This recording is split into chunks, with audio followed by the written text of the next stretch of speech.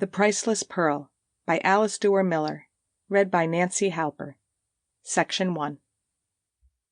"The girl is simply too good-looking," said Bunner, the office manager, in a high, complaining voice. "She is industrious, intelligent, punctual, and well-mannered, but simply too good-looking. A disturbing element in the office on account of her appearance. I made a grave mistake in engaging her." The president, who had been a professor of botany at a great university before he resigned in order to become head of the Universal Encyclopedia of Necessary Knowledge Publishing Corporation, was a trifle deaf, but had not as yet admitted the fact to himself, and he inquired with the patient, slightly contemptuous surprise of the deaf, "But I do not understand why she is crying." "It is not she who is crying," answered the office manager regretfully. "It is Mr. Rickson, our third vice president. He is crying because he has most unfortunately become interested in the young woman. Fallen in love with her, so my stenographer tells me." The president peered through his bifocal lenses. He did not wish to be thought one of those unsophisticated scientists who understand only the plain, unpsychological process of plants. He inquired whether the girl had encouraged the third vice president, whether, in a word, she had given him to understand that she took a deeper interest in him than was actually the fact, the disappointment of the discovery being the direct cause of the emotional outbreak which you have just described. Bunner hesitated. He would have liked to consider that Miss Leavitt was to blame, for otherwise the responsibility was entirely his own.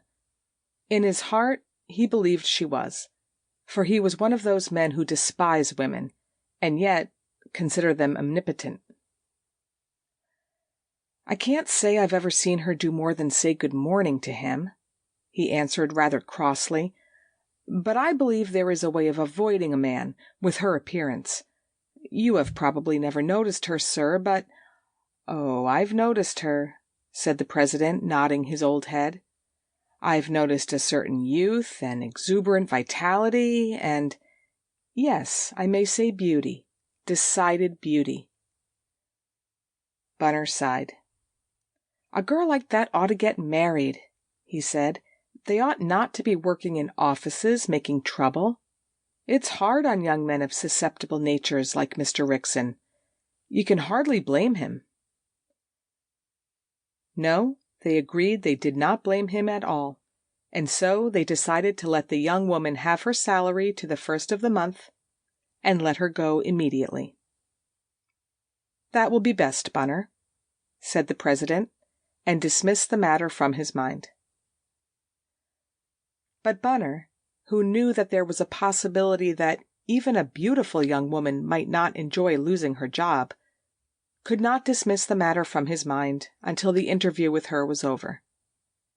He decided, therefore, to hold it at once, and withdrew from the president's room, where, as a directors' meeting was about to take place, the members of the board were already beginning to gather.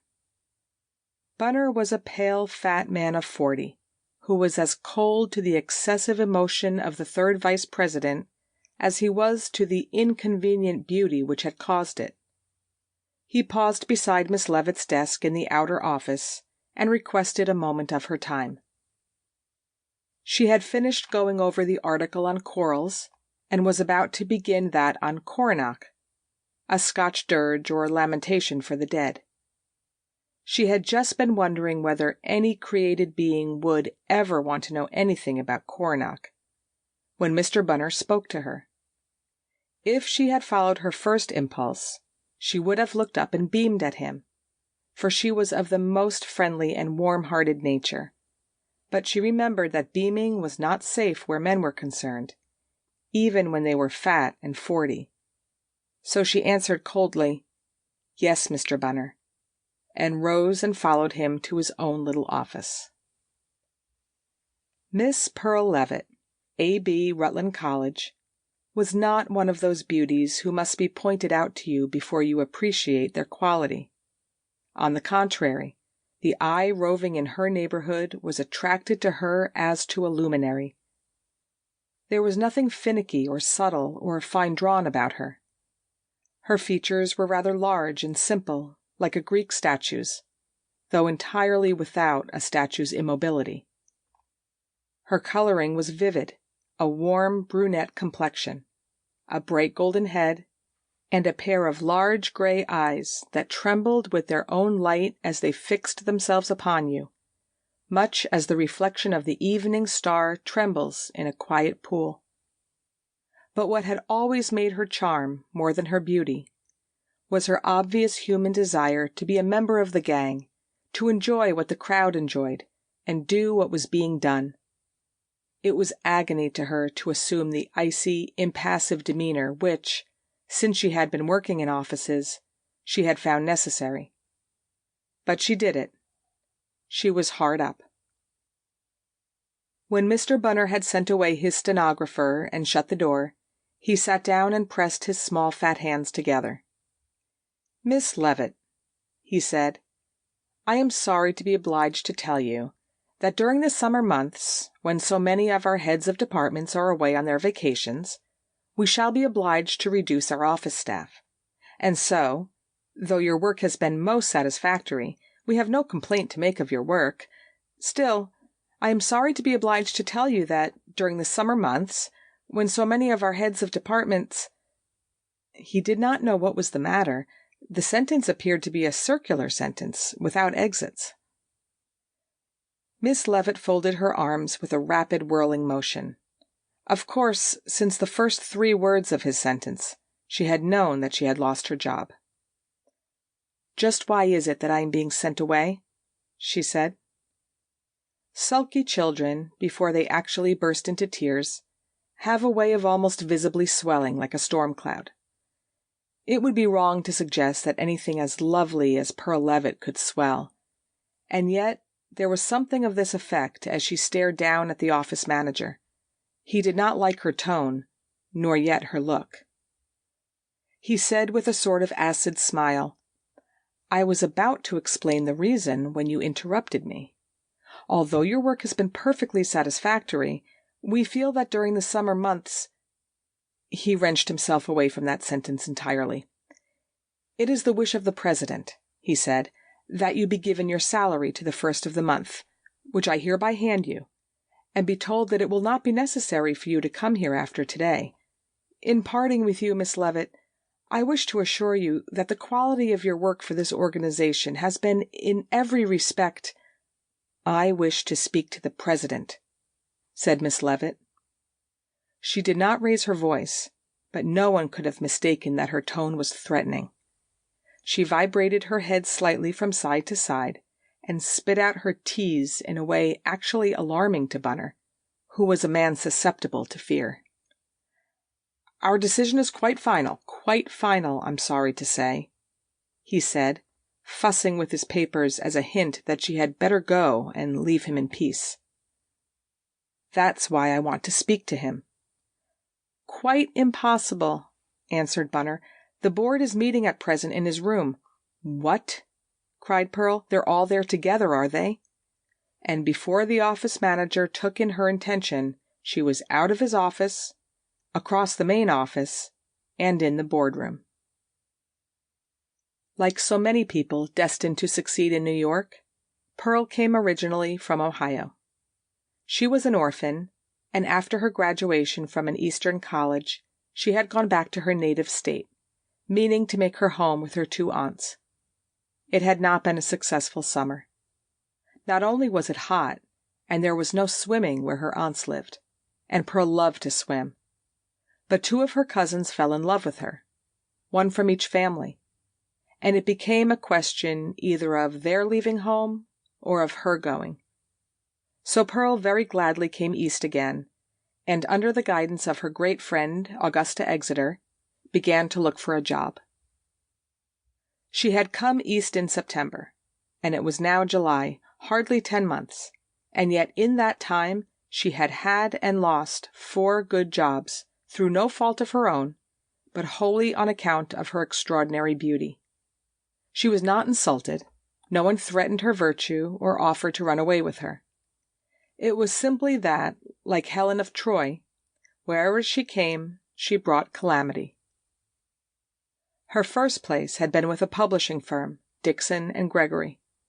When Pearl came to them, the business was managed by the two sons of the original firm.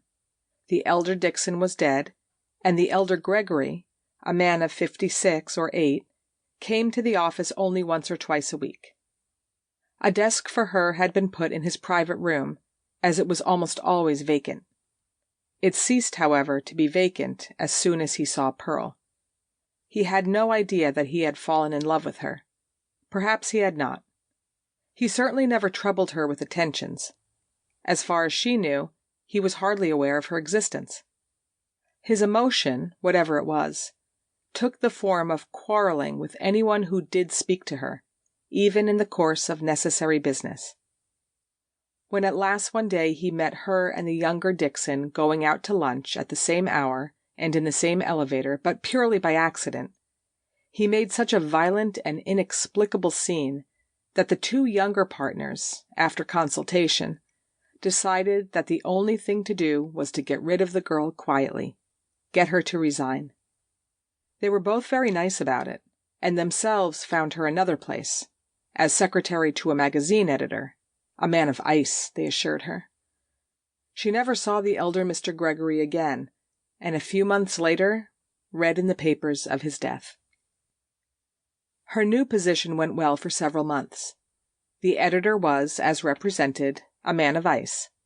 But, as Hamlet has observed, being as pure as snow and as chaste as ice does not protect against calumny. And the wife of the editor, entering the office one day to find her husband and his secretary bending over an illegible manuscript, refused to allow such dangerous beauty so near her husband, and Pearl lost her second job. Her next place was with an ambitious young firm which was putting a new cleaning fluid on the market. At first, in a busy office, Pearl seemed to pass almost unnoticed. Then one day the two partners, young men both, and heretofore like brothers, came to her together and asked her if she would do the firm a great favor, sit for her portrait to a well-known artist, so that they might use her picture as a poster to advertise their product. Pearl consented. She thought it would be rather good fun. The result was successful.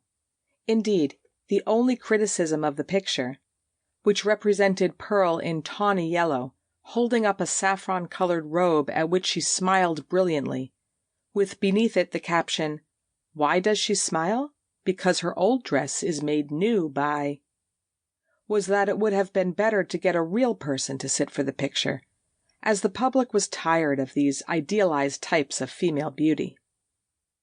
But the trouble started over who was to own the original pastel. It developed that each partner had started the idea from a hidden wish to own a portrait of Pearl. They quarreled bitterly. The very existence of the firm was threatened. An old friend of the two families stepped in and effected a reconciliation, but his decision was that the girl must go. It did not look well for two boys of their age, just beginning in business, to have as handsome a woman as that in the office. People might talk. It was after this, some time after, that Pearl took the place with the Encyclopedia Company. Her record began to tell against her. Everyone wanted to know why she changed jobs so often. She thought she had learned her lesson, not to beam, not to be friendly, not to do anyone favors. She had made up her mind to stay with the Encyclopedia forever. She had had no hint of danger. She hardly knew the third vice president by sight. Someone in the office had told her a silly story about his crying one day, but she hadn't even believed it. And now she had lost another job, and in July, too, when jobs are hard to find. Heretofore she had always gone docilely, but now she felt she could bear it no longer. She must tell someone what she thought.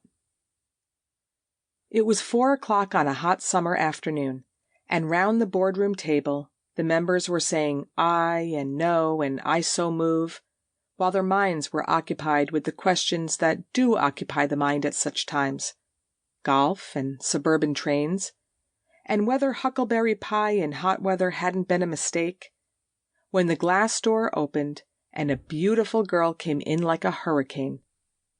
She had evidently been talking for some seconds when she entered. She was saying, "Are just terrible. I want to tell you, gentlemen, now that I have you together, that I think men are just terrible." She had a curious voice, deep and a little rough, more like a boy's than a woman's, yet a voice which, when you once knew Pearl, you remembered with affection. "This is the 4th job I've lost because men have no self-control. I do my work. I don't even speak to any of you. I'd like to. I'm human. But I don't dare any more. I attend to business. There's no fault found with my work.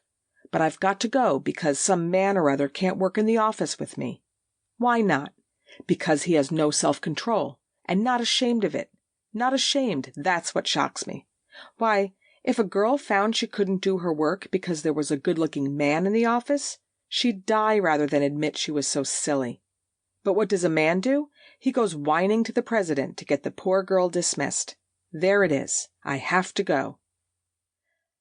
And so on and so on. The board was so astonished at her entrance, at the untrammeled way in which she was striding up and down, digging her heels into the rug and flinging her arms about as she talked, that they were like people stunned. They turned their eyes with relief to Mr. Bunner, who came hurrying in behind her. "Miss Leavitt has been dropped," he began, but she cut him short. "I've been dropped," she said, "because—" "Will you let me speak?" said Mr. Bunner. A rhetorical question. He meant to speak in any case. "No," answered Pearl, "certainly not. Gentlemen, I have been dismissed, I know, because some man in this office has no self-control. I can't identify him, but I have my suspicions." And she cast a dreadful glance at the 3rd vice president. "Why should I go? Why shouldn't he? Crying! Woof! How absurd!" "Leave the room, Miss Leavitt," said the president, but he weakened the effect of his edict by leaning forward with his hand to his ear so as to catch whatever she was going to say next. "I haven't shed a tear since my mother died," said Mr. Rickson rather tearfully to the man next him. "This is not the time to discuss your grievance, Miss Leavitt," said the treasurer, wondering why he had never kept in closer touch with the office. "But if you feel you have a just complaint against the company, come to my office tomorrow afternoon." "I'll not go near your office," said Pearl, and she began again to stride about the room, occasionally stamping her right foot without losing step. "I shall never again go into any office where men are. I won't work for men. They're poor sports. They have no self—" "You said that before," said the treasurer. "Control," Pearl went on, for people in her frame of mind cannot be stopped. "Why shouldn't he go? But no, you have to be protected from a girl, like a herd of sheep from a wolf. A girl who hasn't even looked at you at that. If I had ever spoken to the man—" "Leave the room instantly, Miss Leavitt," said the president, and this time he spoke as if he meant it, for he was afraid the identity of the 3rd vice president might be revealed. Little it mattered to Pearl what the old man meant. "I wouldn't mind so much," she went on, "if you did not all pretend to be so brave and strong, to protect women. You protect each other, that's who you protect." "Come, come," said a member of the board. "This isn't the way to keep a job, you know." "I don't want to keep this job. I want you for once to hear what a woman thinks of the men she works for. A lot of poor sports. And not industrious. None of you work the way girls work for you. Slack, that's what I call you. And lacking in self-control." And she went out as suddenly as she had come in, and slammed the door so hard behind that those members of the board sitting near it ducked their heads into their collars for fear of falling glass. There was a minute's pause, and then the president said with a slight smile, "Well, Mr. Bunner, I think we all see what you meant when you said this young woman was a disturbing element in the office." "There has never been anything like this before," said Bunner. "Never anything in the least like this, anywhere I have ever been." "Well," said the treasurer, "I don't suppose we need distress ourselves about her finding another job." There was a certain wistful undercurrent in his tone. "No," said Bunner, slightly misunderstanding his meaning. "She is competent and industrious." "She ought to get married, a pretty girl like that, not go about making trouble in offices," said the president. "I have always been of the opinion," said the third vice president, "that it would be much simpler to run the office entirely with men." "Oh, it would be much better, of course," said Bunner. "Only women are so much more accurate about detail, more industrious, and less expensive." And as there was no woman present to inquire why then men were so much more desirable, the question dropped, and the president recalled the board's attention to the subject of the paper to be used in their next edition, the topic under consideration when Pearl made her entrance. It was rather hard to take any interest in it now. End of Section 1. Section 2. And so Pearl began once again to go the round of agencies, to interview or be interviewed by office managers, and hear that if she came back in October, there might be a chance. But October was 3 months away, and she could not live 3 months on something less than $100. She even began to scan the columns of the newspapers, from clerks through stenographers, ushers, and finally winders. She never found out what winders were. If her dear friend and sage advisor, Augusta Exeter, had been in town, she could have shared her room. But Augusta was in Vermont, visiting the family of the man she was going to marry. At least, Augusta's last letter had been from Vermont, but as a matter of fact, 3 days after Pearl left the encyclopedia's employ, Augusta came back to New York. She had had a letter from the agency where her name was registered, practically offering a position which sounded too good to refuse. Besides, Augusta did not really like farm life in Vermont, and the Baines family, for some reason which she could not explain, gave her a composite picture of Horace, her fiancé, which tended to make her love him less. Even New York in midsummer was preferable. Therefore it happened that as Pearl wandered, lonely as a cloud, from office to office, longing for her friend's wisdom, Augusta herself was sitting in the outer office of a company, looking for a job. Though the office was that of the Finley Wood Engineering Company, the position which Miss Augusta Exeter was considering was that of a governess. She was not at all sure that she wanted the place. College women are not well disposed toward positions as governesses. Yet as Miss Exeter sat there in the busy outer office and watched the office boys coming in and out, and the impassive young woman at the switchboard enunciating again and again, "Finley Wood Company, hold the wire," she went over the advantages of this offer. A high salary, the 2 hottest months of the summer at Southampton, and the fact that as she was to be married in October, she could not take a long-term position in any case. Mr. Wood's secretary, with whom so far all the negotiations had been carried on, had impressed upon her the necessity of being punctual. 11 precisely, he had said, for it seemed Mr. Wood was going to Mexico that afternoon. And so Augusta, who was punctual by nature, had found herself in the office 10 minutes ahead of time. She sat listening to the telephone girl and watching a door which bore the simple inscription, Mr. Wood.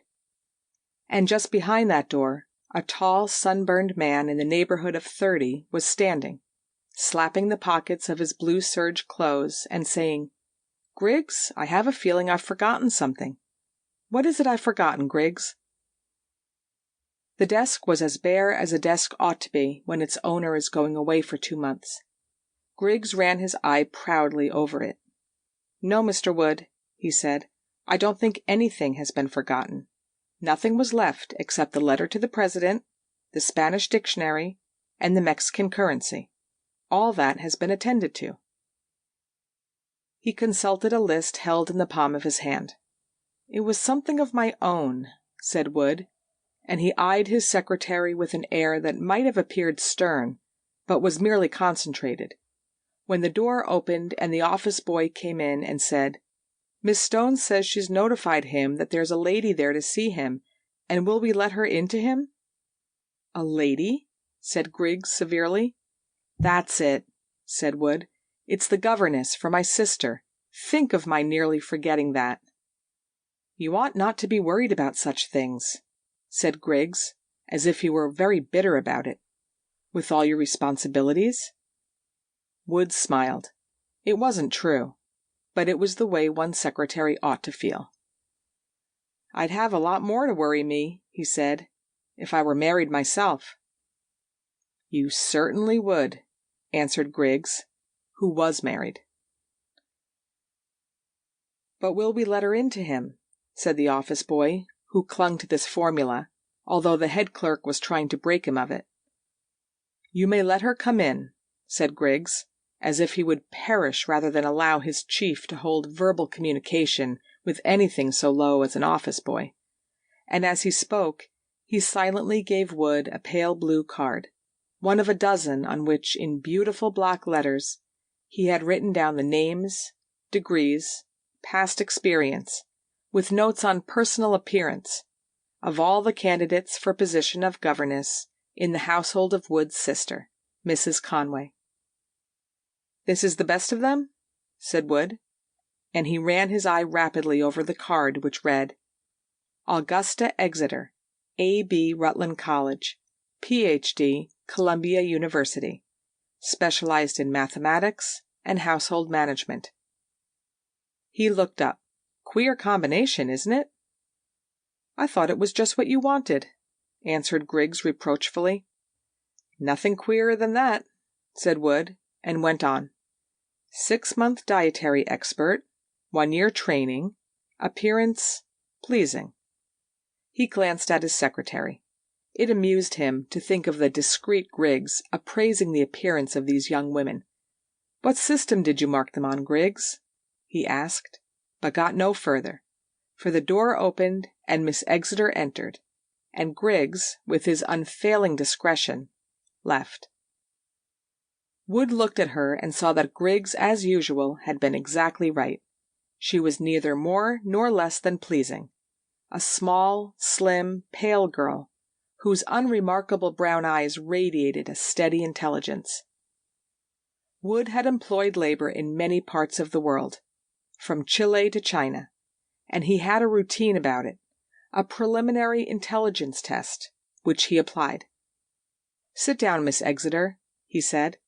"I think it will save us both time if you will tell me all that you know about this position." This was the test, and then I'll fill in. Augusta sat down. She found herself a trifle nervous.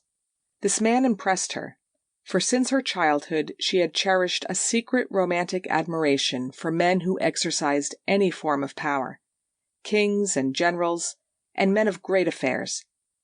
It was a feeling that had nothing to do with real life, and represented no disloyalty to her fiancé, Horace Bain, who exercised no power of any kind. One reason why it had had no relation to life was that she had not met any men of this type. Even in the outer office, she had been impressed by the sense of a man waited on and protected by secretaries and office boys, as an Eastern princess is waited upon by slaves. And now when she saw him, she saw that he had exactly the type of look she admired most: tall, a little too thin, his face tanned to that shade of café au lait that the blonde Anglo-Saxon acquires under the sun, those piercing bright blue eyes, that large handsome hand, which, with the thumb in his waistcoat pocket, was so clearly outlined against the blue serge of his clothes. She said rather uncertainly, "I know that Mrs. Conway is a widow with 3 children." Even this much was wrong. "Not a widow," he said. "Divorced." With 3 children, Augusta went on, a girl of 17, a boy of 15, and a little girl of 11. I know that during your absence you want someone to take the care and responsibility of the children off your sister's shoulders." He smiled. His teeth seemed to have the extraordinary whiteness that is the compensation of a dark skin. "I see," he said, "that Griggs has been discreet again." He glanced at his watch. "I'm going to Mexico in a few hours, Miss Exeter. I have just 25 minutes. If in that time I am not thoroughly indiscreet, I can't look to you for any help. The situation is this. My sister married Gordon Conway when she was very young, 18. He turned out to be a gambler. I don't know whether you've ever known any gamblers." Miss Exeter never had. "But they are a peculiar breed. The real ones, charming, friendly, gay, open-handed when they are winning. They become the most inhuman devils in the world when they are losing. Never get tied up to a gambler. During my poor sister's romance and marriage, Conway was winning, large sums, on the races. But that stopped a month or so after their marriage, and ever since then, as far as I know, he has lost. In stocks, at Monte Carlo, and finally at every little gambling casino in Europe. After about 6 years of it, we managed to get her a divorce. She has entire control of the children, of course. Conway has sunk out of sight. Oh, once in a while he turns up and tries to get a little money from her. But fortunately what little she inherited from my father came to her after her divorce. Or otherwise he'd have managed to get it away from her. She's very generous, weak, whichever you call it.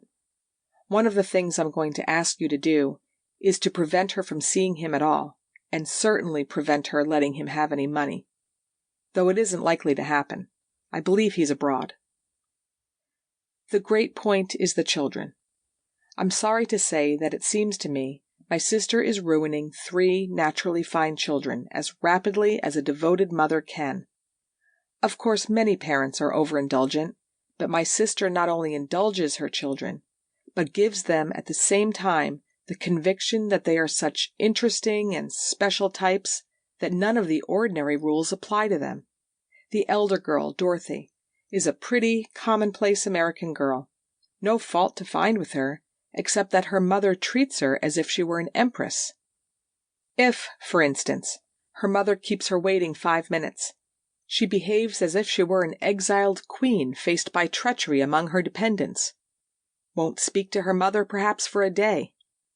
And if I say, which I oughtn't to do, for it's no use, "Isn't Dorothy a trifle insolent?" my sister answers, "I'm so delighted to see that she isn't growing up with the inferiority complex that I had as a girl." The boy is a perfectly straight, manly boy, but he smokes constantly, at 15. And when I criticize him, my sister says before him, "Well, Anthony, you know you smoke yourself. I can't very well tell Derland it's a crime. Besides, I have the theory that if he smokes enough now, he'll be tired of it by the time he grows up." "But that isn't sound," said Miss Exeter, quite shocked at the sketch she was hearing. "Habits formed in youth—" "Of course it isn't sound," said Wood. "And as a matter of fact, my sister never thought of it until I objected. She evolves these theories merely for the sake of protecting her children. Oddly enough, she not only doesn't want to change them herself, but she doesn't want anyone else to change them. 3 years ago I engaged in a life-and-death struggle with her to get Derlin, the boy, to boarding school. She advanced the following arguments against it. First, that he was a perfectly normal, manly boy and did not need to go. Second, that he was of a peculiar, artistic, sensitive temperament and would be wrecked by being made to conform to boarding school standards. Third, that none of the successful men of the country had gone to boarding school. Fourth, that success was the last thing she desired for any son of hers. Fifth, that she did not wish to remove him from the benefits of my daily influence. And sixth, that I was a person of no judgment and absolutely wrong about its being wise for a boy to go to school." "And is he at school?" Miss Exeter inquired politely. "Oh, yes," answered Wood, without seeing anything amusing in her question. "Although my sister does a good deal to counteract the effect, by making fun of the teachers and the rules, and always bringing him, when she goes to visit him, whatever is specially forbidden, like candy and cigarettes and extra pocket money. You see, that's where it's going to be hard for you. She not only doesn't want to discipline them herself, but she's against any person or institution that tries to do it for her. As soon as you begin to accomplish anything with the children, as I'm sure you will do, she'll be against you. She'll want you to go." "That makes it pretty hopeless, doesn't it?" said Miss Exeter. He shook his head briskly. "No," he said, "for I have made her promise that she won't send you away, no matter what happens, until I get back. I know what was in her mind when she gave the promise, that she could make it so unpleasant for you that you'd go of your own accord. So, Miss Exeter, I want you to promise me that you won't go, no matter how disagreeable she makes it." "Oh, Mr. Wood, I couldn't do that," said Augusta. "There's no use in going at all otherwise," he said. "Oh, come, be a sport. I'll make it worth while. I'll give you a bonus of $500 if you're still on the job when I get back. Or I'll bring you a turquoise. I'm going down to inspect the best mine in the world. You see, I feel this means the whole future of those children, to be with a woman like you. I know you could do with them just what I want done." "You may be mistaken about that, Mr. Wood." "I may be, but I'm not." The blue eyes fixed themselves on her. She said to herself that it was the $500, so desirable for a trousseau, that turned the scale, but the blue eyes and the compliment had something to do with her decision. "It seems a reckless thing to promise," she murmured with a weak laugh. "No, not at all. I wouldn't let you do anything reckless." He spoke as a kindly grandfather might speak. "And now we have 10 minutes left, and I want to talk to you about the little one, Antonia." His face softened, and after a slight struggle he yielded to a smile. "The truth is," he said, "that she's much my favorite. She's intelligent and honest, and the justest person of any age or sex that I ever knew in my life." He paused a second. "Perhaps it is because I'm fonder of her than of the other two, but it seems to me my sister is particularly unwise about Antonia." His mind went back to his parting the evening before with this small niece. He and his sister had been sitting on the piazza of the house they had taken at Southampton. At least, she had taken it, and he had paid for it. Only a few yards away the Atlantic, in one of its placid lake-like moods, was hissing slowly up and down on the sand. The struggle about a governess had been going on for several weeks. So far Mrs. Conway had won, for this was his last evening, and none had been engaged. She had a wonderful method for dealing with her brother, a method to be commended to all weak people trying to get the maximum of interest and the minimum of control from stronger natures. She listened to everything he said as if she were wholly convinced by his words, and intended to follow his advice to the last detail. And then she went away and did just what she had always meant to do. If he reproached her, she looked at him wonderingly and said, "But Anthony, dear, I did agree with you at the time, but afterward, when I came to think—" Oh, how well he knew that dread phrase, "afterward, when I came to think."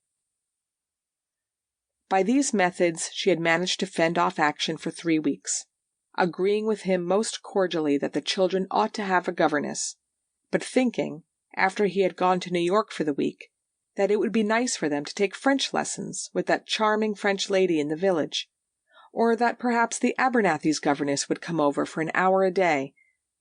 And now, on his last evening, he had outmaneuvered her by announcing that he was interviewing candidates the next morning before he took his train, and would send her the best.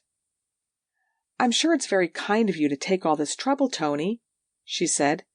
"Don't send me anyone too hideous, will you?" Griggs describes the young woman I have in mind as of pleasing appearance. That means perfectly hideous. You wouldn't want a prize beauty, would you? Certainly I would. I like to have lovely things about me. I suppose you think that's idiotic. He assured her that he never thought her idiotic, at least not unintentionally, and went on to obtain the famous pledge, the promise that she would keep the governess he sent her until his return in September. She agreed finally, partly because it was getting late and she was sleepy, partly because she reflected that there were more ways of getting rid of governesses than by sending them away. "I'm so sleepy," she said, yawning, "and yet I don't quite like to go to bed until Antonia comes in." "Antonia?" said Wood. "I thought you went to bed at 9." It appeared that Antonia had formed the habit lately of sleeping on the beach, at least for the earlier part of the night, just digging a hole and curling up there. Her mother thought it an interesting, primitive, healthy sort of instinct. "And yet," she added thoughtfully, as if she knew she were a little finicky, "I don't like to lock up the house until she comes in." "I think you're right," said her brother. These were the things that terrified him so. A little girl out in the blackness of that beach in her pajamas. How could he go to Mexico and leave her? He rose and went to the edge of the piazza, which rested on the dunes. He could see nothing but the stars. "Shall I call her?" he said. "I hate to wake her, but yes, just give a call." He shouted, and in a few seconds a faint, cheerful hello reached them, and a little figure appeared over the dunes. "Were you asleep, darling?" said her mother. "No, I was swimming," said Antonia. She stepped within the circle of light from the windows, and Wood could see that her dark curly hair was plastered to her head, and her pajamas clung to her like tissue paper. "I love to swim at night," she said. "It makes you feel like a spirit." She shared her more important thoughts with her uncle. Then, turning to her mother, she advanced toward her with outstretched arms, as if to clasp her in a wet embrace. "Look out for your mother's dress," said Wood, for Edna Conway was, as usual, perfectly dressed in white. She smiled at him and took the child to her breast. "Dear Anthony," she said, "if you were married, you'd know that a woman loves her children better than her clothes." He was silent, wondering if she knew how much she had had to do with the fact that he wasn't married. He had no taste for masculine women, and yet Edna had made him distrustful of all femininity, which sooner or later developed the sweet obstinacy, the clinging pig-headedness, the subtle ability, under the idiotic coyness of a kitten, to get its own way. Well off and physically attractive, he had not been neglected by women, but always, sooner or later, it had seemed to him that he had seen the dread shadow of kittenishness. Cattishness he could have borne, but the kitten in woman disgusted him. "And dearest," his sister was saying to her daughter, "you won't go to bed in your wet things, will you?" Antonia shook her finger at her mother. "Now don't begin to be fussy," she said, not impudently, but as one equal gives advice to another. Yet even this mild suggestion of reproof was painful to Edna. She turned to her brother and said passionately, "I'm not fussy, am I? I don't see how you can say that, Antonia. It's only that your uncle wouldn't close an eye if he thought you were sleeping in damp pajamas. Would you, Anthony?" And she laughed gaily. This was one of her most irritating ways, to pretend that she was just a wild thing like the children, but that to oblige some stuffy older person, she was forced to ask the children to conform. "I might close an eye at that," said Anthony. The whole incident had finally decided him to take the prospective governess entirely into his confidence. He had thought at first it would be more honorable to let her discover the situation for herself, but now he saw that she would need not only all his knowledge of the situation, but the full conviction that he was backing her, whatever she did. He became convinced of this even before he saw Miss Exeter. Having seen her, he had no further hesitation. He thought her as sensible a person as he had ever met. She sat there in the hard north light of his office, noting down now and then a few words in a little black notebook. She was not only sensible, she was to be depended on. "The truth is," he said, "that Antonia, not to put too fine a point on it, is not personally clean." Miss Exeter smiled, for to her mind the tone of agony in his voice was exaggerated. "But at a certain age no children are," she said. "But most children are forced to be, and my sister lets this child run wild, so that people talk about it. I suppose I oughtn't to mind so much," he said, looking at her rather wistfully, "but you can't imagine how I hate to think that people discuss Antonia as being dirty. And all my sister says is that she's so glad the child isn't vain. Oh, Miss Exeter, if you could get Antonia dressed like a nice, well-brought-up little girl, I think I'd do anything in the world for you."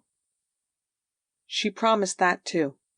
In fact, by the time she finally left the office and was on her way uptown, late for an engagement she had with Horace Bain, she was alarmed to remember how many things she had promised.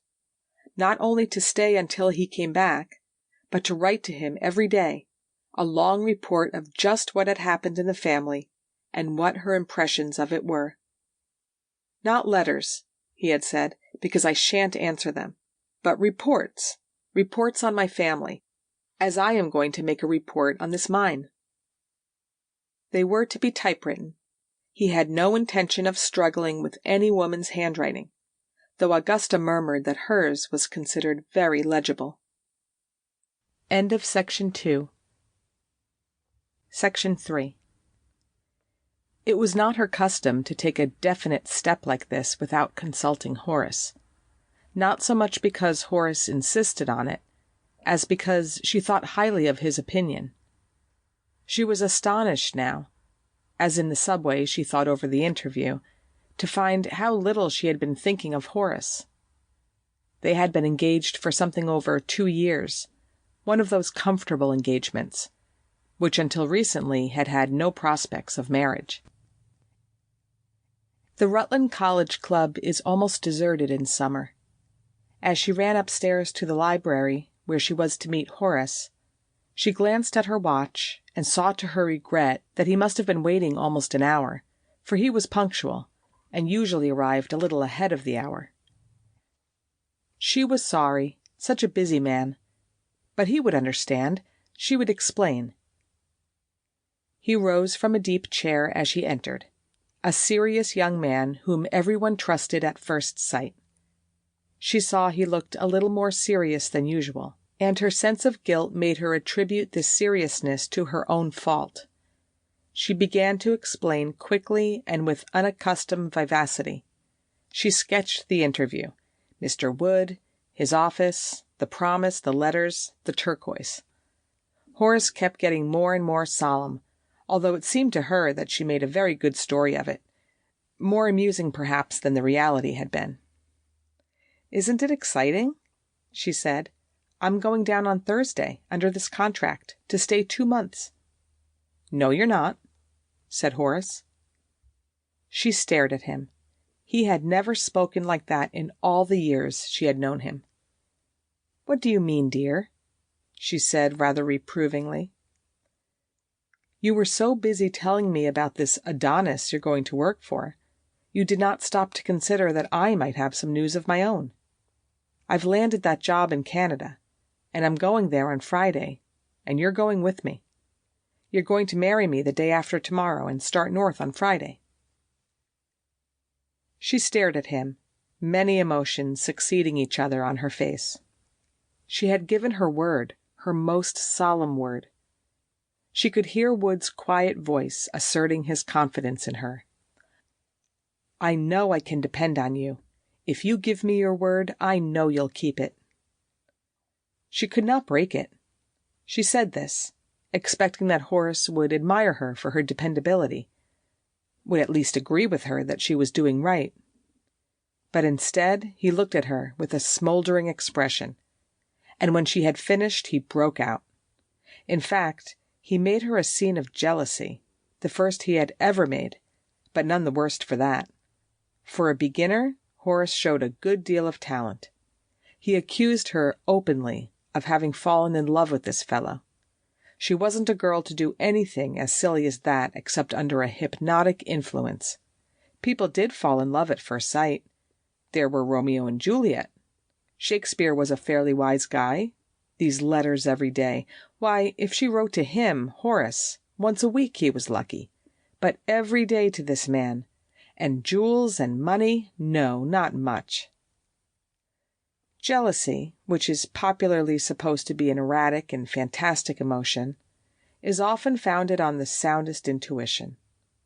Augusta found herself hampered in defending herself by a certain inner doubt, and her silence enabled Horace to work himself up to such a pitch that he issued an ultimatum, a dangerous thing to do. She would either marry him and go to Canada with him, or else everything was over between them. It was a terrible situation for Augusta.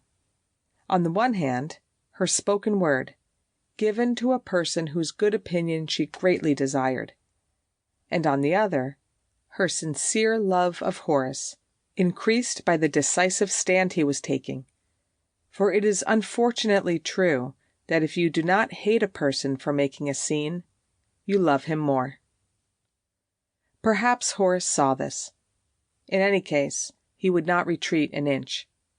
This was the situation when the door of the library opened, and in came Augusta's friend and classmate, Pearl Leavitt, with whom she had an engagement for lunch.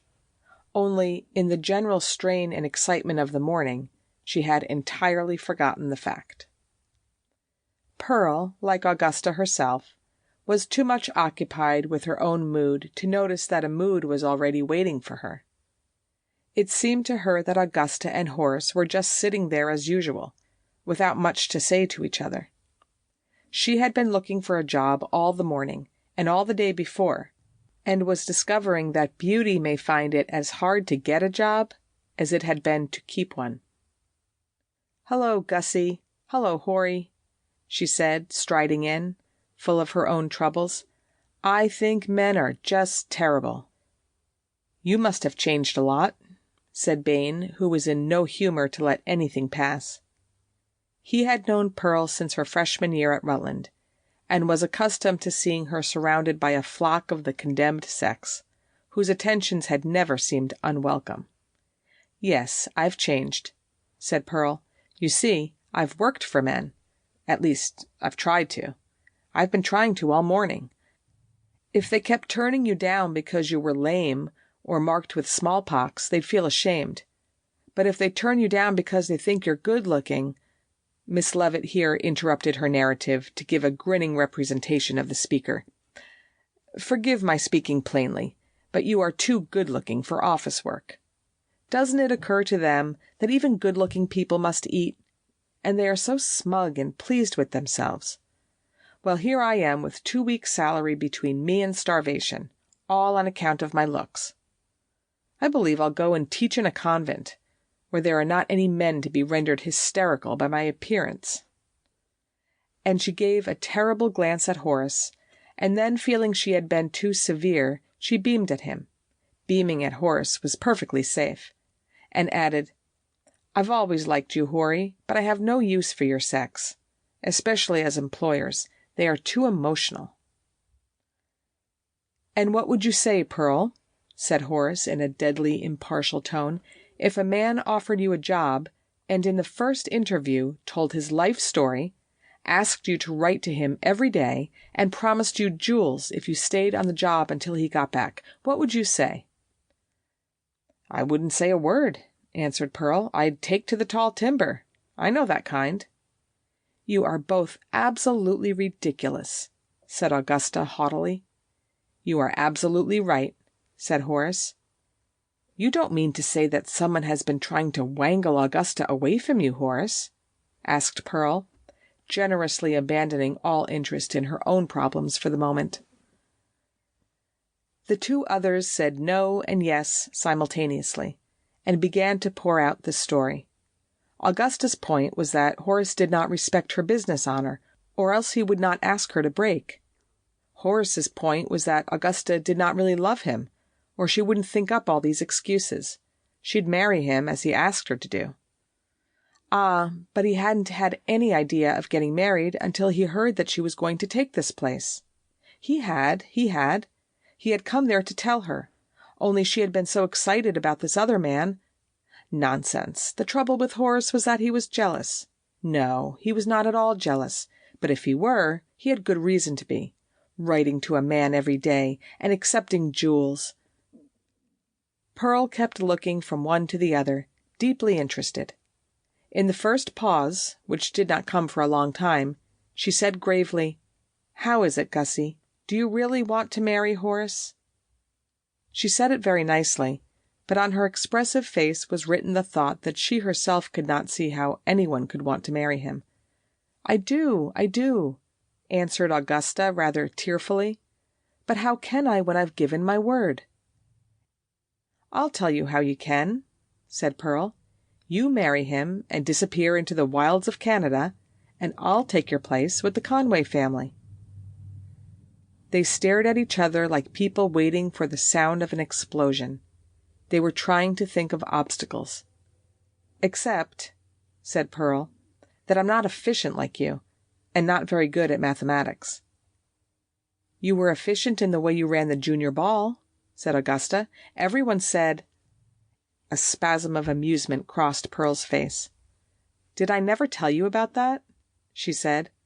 "I vamped the senior at Amherst who had run theirs, and he not only gave me all the dope, but he did most of my work. I was a mine of information. But that isn't efficiency." "I disagree with you," said Augusta. The more she thought of this idea, the more it seemed to her perfect. There had always been a kind of magic about Pearl, and wasn't magic the highest form of human efficiency? It was not breaking one's word to substitute a better article than that contracted for. To send Pearl in her place would be keeping her word doubly. She saw Pearl charming Antonia, dazzling the boy, setting all the Conway household to rights by ways peculiarly her own. "But perhaps they won't want Pearl," said Horace. "I mean—" "They won't have any choice," said the two girls together. "But I mean," reiterated Horace, "that no one wants a governess who looked like Pearl." Then the storm broke over his head. What? Wouldn't he even let her be a governess? Did he want her just to starve? Would he tell her what she could do? Starve, perhaps, just starve. All men were alike. Again Pearl began to stride up and down the room, flicking the front of her small black hat with her forefinger, until finally it fell off and rolled on the floor like an old-fashioned cannonball. If Horace had spoken from motives of diplomacy, he could not have done better for himself. His objection made the two girls a unit for the plan.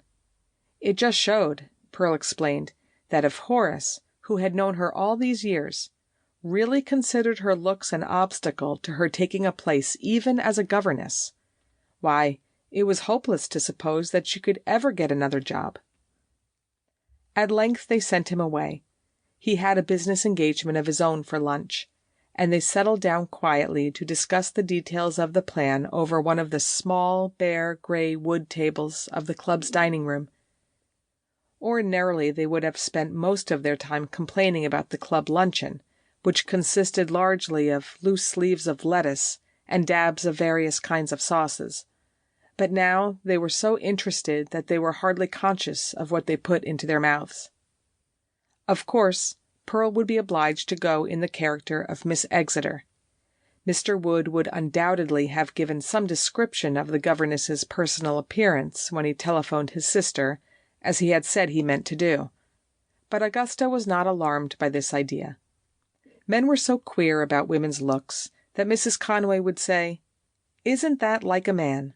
Not even to know a great beauty when he sees one." As to the daily letter, how fortunate that he had insisted it should be typewritten. Anyone could sign Augusta Exeter to a man who had seen her signature only once. "I hope you won't be found out. I don't see how you can be," said Augusta. "I can't see that it matters much if I am," answered Pearl. "I'll try to put it off anyhow, until they have become attached to me for myself. and then suddenly falling back in her chair, she stared at her friend with open eyes. "My dear, I can't do it. How could I have forgotten? I can't leave Alfred." Alfred was not a beautiful young lover, as her tone of lingering affection might have seemed to indicate, but a peculiarly ugly black and white cat, black where he ought to have been white, and vice versa. That is to say, black round one eye, which made him look dissipated, and black about the nose, which made him look dirty. Also, he had lost one paw. Pearl had rescued him from a band of boys in an alley and cherished him with a steady maternal affection. "Oh, Alfred," said Augusta, as if this did not make much difference. This was not only wrong in tone, but she had failed to say the thing Pearl wanted her to say, namely, that Mrs. Conway would be delighted if the new governess brought her pet cat with her. Pearl explained that Alfred was really no trouble in the house. He slept all day and caught mice at night, except one night he did tumble all the way downstairs on account of his paw. "And you'd be surprised, Gussie," said Pearl, her whole generous face lighting up with admiration. "That cat, that little creature, made a noise like an elephant falling. He's so solid." But Augusta, who was not so easily moved to admiration as Pearl, was not at all moved now. "I can't see," she observed coldly, "what it is you see in Alfred that makes you love him so." Pearl, who had really a nice nature, wasn't angry. "It isn't exactly that I love him so much," she answered, "but I feel so sorry for him, and when I feel sorry for anyone, they, to a certain extent, own me. I feel as if I could never make up to them for the way life has treated them. I feel that way to Alfred, about his paw, you know."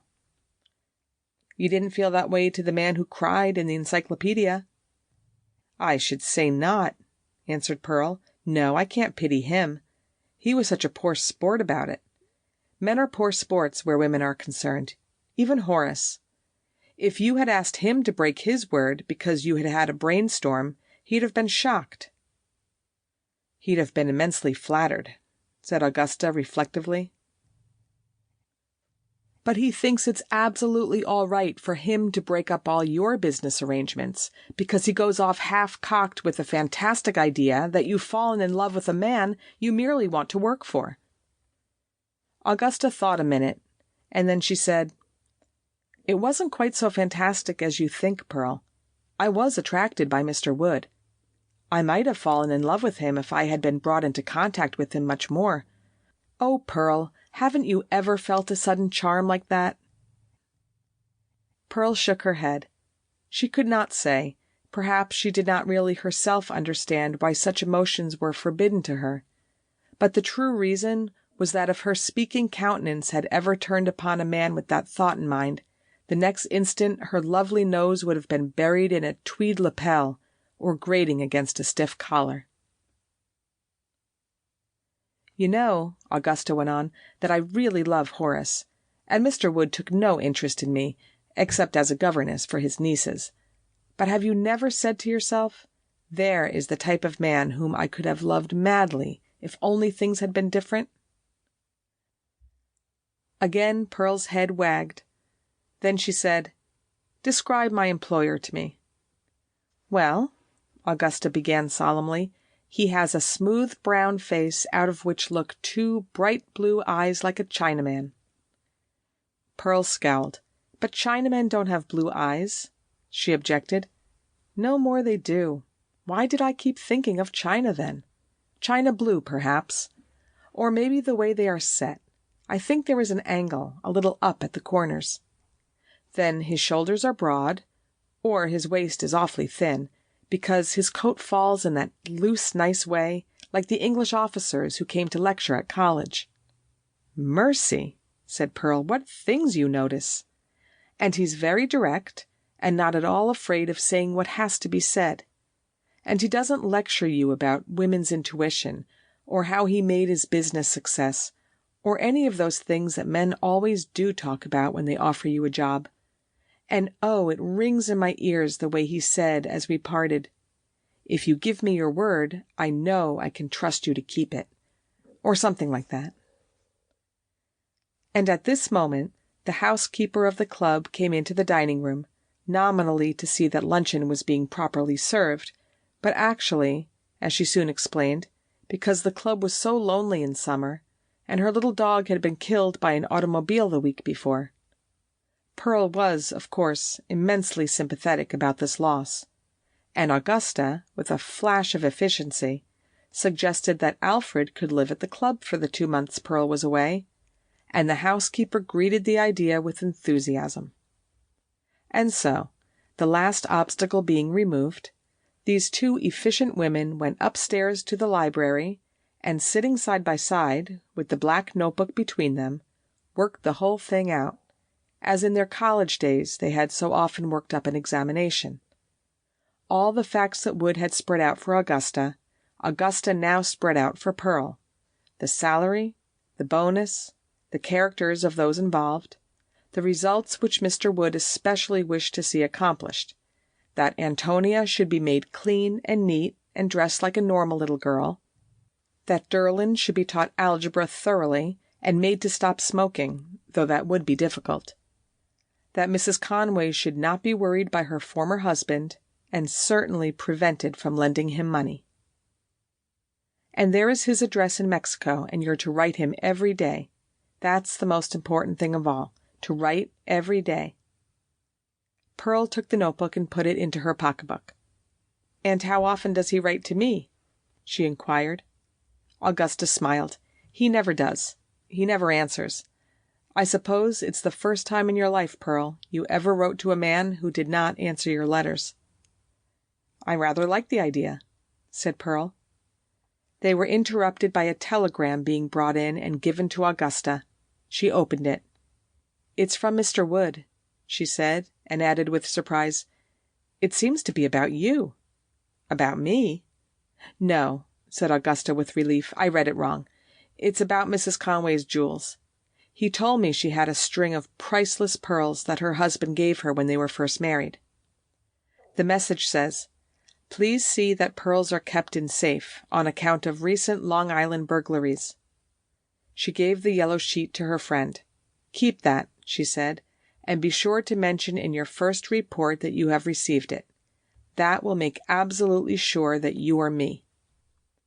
"You ought to say you are I if you are going to be a governess," said Pearl. "But I'm not," said Augusta. End of section 3.